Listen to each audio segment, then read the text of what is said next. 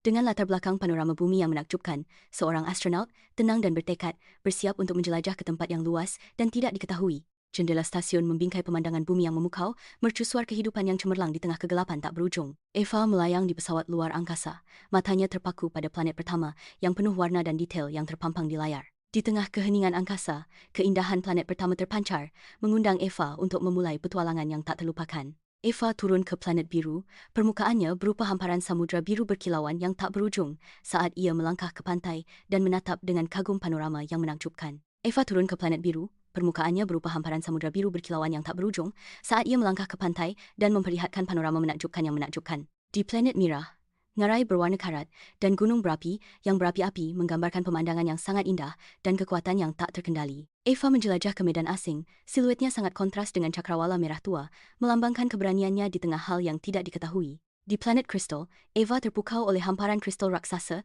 yang berkilauan memantulkan cahaya matahari, menciptakan pemandangan yang luar biasa indah. Di dalam pesawat luar angkasa yang sunyi, Eva menatap ke belakang ke planet-planet yang telah dia kunjungi.